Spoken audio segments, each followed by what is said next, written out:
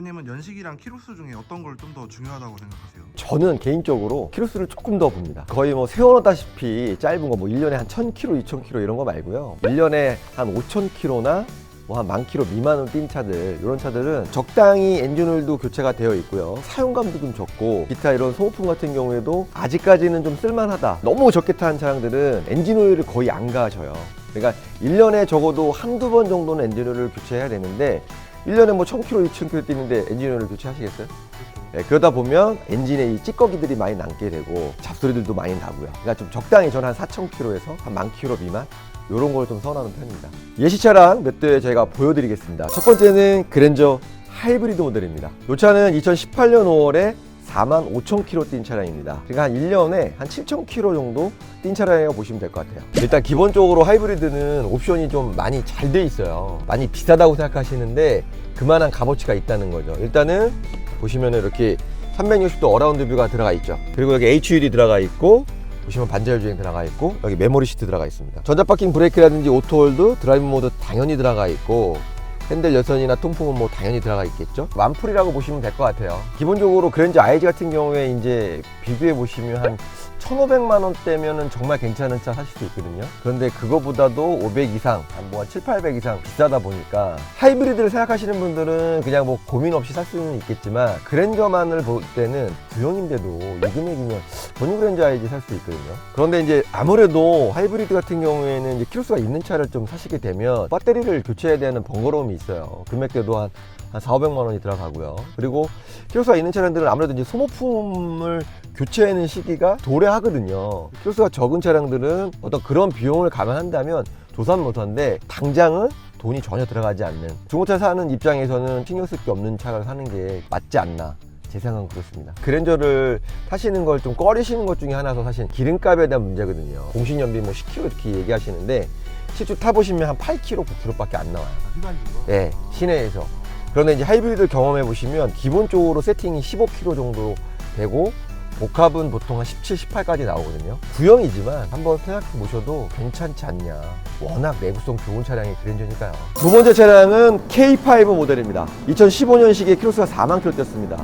그러니까 1년에 한 4,000km 정도 뛰었다고 보시면 될 것 같아요. 노블레스 모델이기 때문에 완전 풀옵션이고 파노라마 선루프까지 장착되어 있습니다. 실내는 이제 브라운 시트에다가 반자율 주행이 들어가 있고요. 보시면 이제 메모리 시트까지 장착되어 있습니다. 열선이나 통풍, 전자파킹, 오토홀드 이런 뭐 기본적으로 장착되어 있고, 파노라마 선루프가 되어 있으니까 확실히 개방감이 좋네요.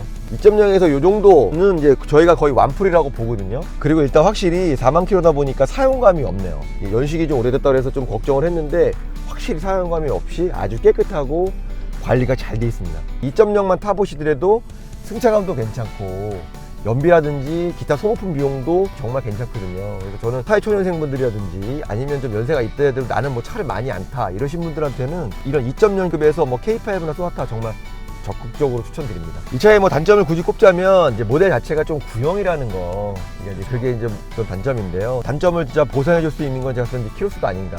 키로수가 작다 하더라도 엔진이 구조가 있는 차량들이 있어요. 그 차는 엔진 오일을 잘 안 간 차량이에요. 이런 차들은 무조건 걸르셔야 됩니다. 다음 차량은 혼다 어코드 차량입니다. 일단 혼다 같은 경우에는 일단 내구성이 좋은 거로 유명하기 때문에 추천을 한번 드리려고 가져와 봤습니다. 먼저 보신 이제 K5하고 금액이 똑같은데요. 다 좋은데 옵션이 확실히 떨어져요. 통풍이라든지 핸들 열선이 없고 반자율 주행도 안 돼 있고요. 단순하고 심플한 전형적인 일본 차라고 보시면 될 것 같아요.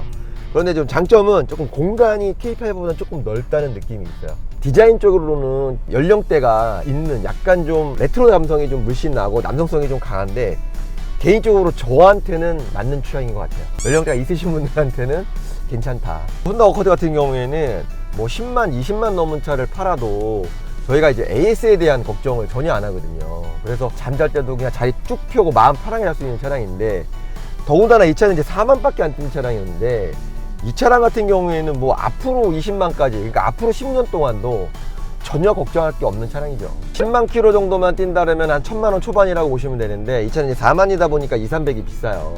그런데 이제 꼭 그렇게만 생각하지 마시고, 이 차를 내가 1년에 2만 킬로씩 3년을 탔다고 생각하시면 이 차는 3년 뒤에 10만 킬로가 되고, 10만 킬로 타신 차량은 16만이 되거든요. 그렇죠. 그럼 그때 다시 팔았을 때는 이 차는 정말 제대로 된 금액을 받을 수 있고, 그 차는 정말 많이 떨어진 금액으로 팔 수밖에 없죠. 16만 20만 킬로랑 그렇죠. 10만 킬로랑 느낌 자체가 다르죠. 내가 이 차를 5년 뒤에 10년 뒤에 팔았을 때의 잔존 가치를 생각하시면 조선모사인 거죠. 10만 킬로에 내가 소모품을 갈아주면서 신경을 쓰고 타는 것보다는 4만 킬로를 타시면 신경 쓸 게 전혀 없는데 2, 300을 조금 더 주더라도 신경 안 쓰고 타는 게 좋죠. 고장을 날 때 뭐 AS 예약하시고 기다리고 갖다 맡기고 또 하루 이틀 기다리고 이런 게 얼마나 귀찮아요.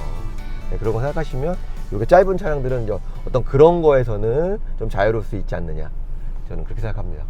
오늘은 키로수가 짧은 차량 세대를 보여드려 봤는데요. 보신 바와 같이 키로수가 짧은 차량들은 좀 전체적으로 상태가 굉장히 좋고 사용감이 적습니다. 중고라는 것이 사용감이 적은 게 가치가 좀 높은 게 아닌가, 저는 그렇게 생각이 됩니다. 키로수가 짧은 차량을 원하시는 분이 계시다면요, 언제든지 놀러 오시고요, 전화 주시기 바랍니다. 저희가 친절히 상담해 드리도록 하겠습니다.